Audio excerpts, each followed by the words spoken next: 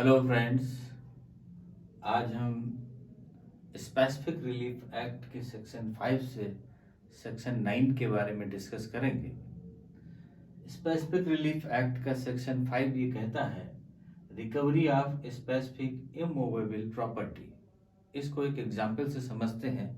कोई एक प्रॉपर्टी है जिसके हम लीगल ऑनर हैं, टाइटल होल्डर हैं, रजिस्ट्री मेरे पास है या किसी तरीके से मैं उसका ऑनर हूँ।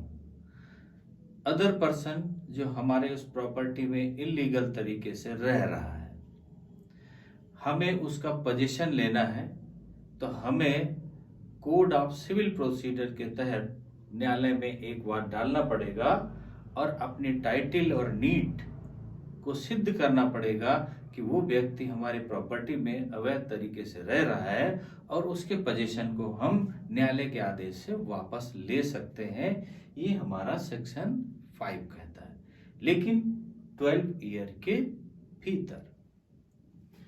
अब इसका सेक्शन 6 क्या कहता है कि suit by person dispossessed of immovable property.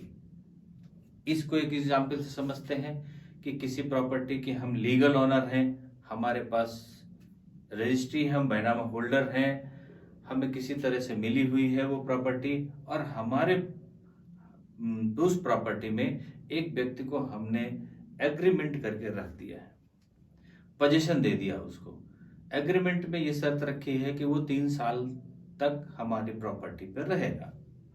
बीच में हमें 1 साल या 1.5 साल या 6 महीने के भीतर हमें जरूरत पड़ती है या किसी कारण से हमने उसको जबरदस्ती निकाल करके हटा दिया और उसका पोजीशन हमने ले लिया, तो वो व्यक्ति जिसको जबरदस्ती निकाला गया है, पोजीशन से हटाया गया है बिना उसकी अनुमति के, बिना उसके कंसेंट के, वो व्यक्ति न्यायालय में जाकर के वाद दाखिल करके फिर से उस प्रॉपर्टी का पोजीशन ले सकता है।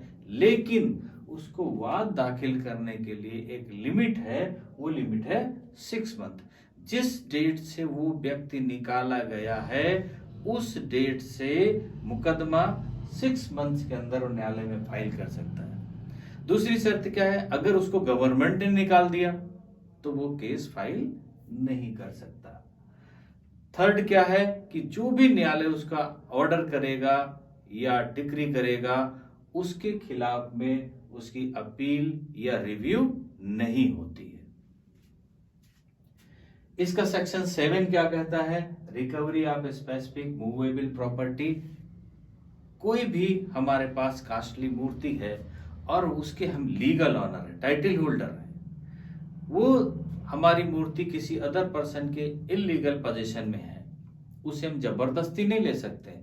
उसको लेने के लिए हम कोर्ट में सिविल सूट फाइल करेंगे और अपनी टाइटल होल्डर, अपनी टाइटल, अपनी मालिकाना हक साबित करेंगे और न्यायालय के आदेश से उसको हम वापस ले सकते हैं। ये हमारा सेक्शन 7 कहता है। सेक्शन 8 कहता है liability of person in possession not as owner to deliver to person entitled to immediate position.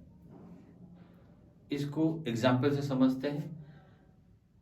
Jewellery है, उस ज्वेलरी को हमने एक पर्सन को दे दिया और ये उससे कहा कि ये जब मेरा उत्तराधिकारी आएगा या जब मेरा उत्तराधिकारी मिलेगा उसे ये ज्वेलरी दे देना, और मैं चला जाता हूं या मेरे साथ मिस हैपनिंग हो जाती है और उस व्यक्ति के पास में जिसको ज्वेलरी दी है हमारे उत्तराधिकारी को देने के लिए, उसके मन में खोट आ जाती है, वो उस व्यक्ति को नहीं देता।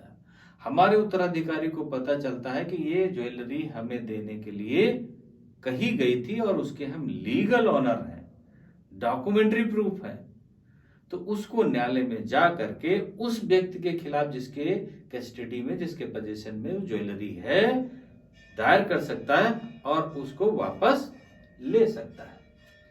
इसके बाद सेक्शन 8 इसका कहता है कि defences respecting suit for relief based on contract. जो कॉन्ट्रैक्ट हम एक दूसरे के बीच में करते हैं, यदि उसकी शर्तों का उल्लंघन होता है तो हम न्यायालय की शरण में जा करके उन शर्तों के आधार पर उस कॉन्ट्रैक्ट को हम लागू करवा सकते हैं। फॉर एग्जाम्पल, एक प्रॉपर्टी को खरीदते हैं और हम जिससे परचेजर से हम सेलर से एग्रीमेंट करते हैं। उस एग्रीमेंट में डालते हैं 1 साल के भीतर जो एडवांस दिया है उसके बाद जो रेस्ट पैसा है वो दे करके हम उससे अपने हक में बैनामा करवा लेंगे, अपने हक में रजिस्ट्री करवा लेंगे। 1 साल के भीतर जब मेरा पैसा तैयार हो जाता है हम उसके पास लेकर के जाते हैं कि मेरा पैसा तैयार है और आप मेरे पक्ष में रजिस्ट्री कर दें, लेकिन वो व्यक्ति डिनाई कर देता है। अब उसको हम कॉन्ट्रैक्ट पूरा कराने के लिए न्यायालय में केस फाइल कर सकते हैं कि 1 साल के भीतर इतना अमाउंट दे करके इनके द्वारा एग्रीमेंट हुआ था कि हम इसको आपके हक में बैनामा कर देंगे और इन्होंने अपनी शर्त को ब्रेक किया, लिहाजा इनसे ये अमाउंट देने के बाद मेरे पक्ष में बैनामा कराया जाए। एक दूसरे एग्जाम्पल को लेकर के हम देख लेते हैं। एक स्टूडेंट है, वो स्टूडेंट एक मेडिकल कॉलेज का एग्जाम देता है। मेडिकल कॉलेज के जितने नॉर्म्स हैं, जितनी शर्तें हैं, सारी शर्तें फुलफिल करता है। एग्जाम पास करता है, इंटरव्यू पास करता है, रिटन एग्जाम पास करता है और एडमिशन के लिए पहुंच जाता है। एडमिशन पर जो स्कूल मैनेजमेंट है वो बताता है कि नहीं, आपका स्टेटस मेरे स्टेटस से मैच नहीं खाता और आपका एडमिशन यहाँ पर नहीं हो सकता, और उसका एडमिशन नहीं लेता, उसकी जगह पर अदर पर्सन का एडमिशन ले लेता है। तो वो व्यक्ति, वो स्टूडेंट जिसका एडमिशन नहीं हुआ, केवल ये मैनेजमेंट के कहने से कि आपका स्टेटस मेरे स्कूल के स्टेटस से मैच नहीं खाता, हम एडमिशन नहीं ले सकते, वो न्यायालय में जा करके केस फाइल करके और न्यायालय के आदेश से उसमें एडमिशन लेगा। ये इसके सेक्शन 5 to सेक्शन 9 के बारे में आपको जो बताया कि स्पेसिफिक रिलीफ का सेक्शन 5 to सेक्शन 9 ये कहता है। मुझे पूर्ण विश्वास है आपके समझ में आ गया होगा। ओके, थैंक यू, जय हिंद।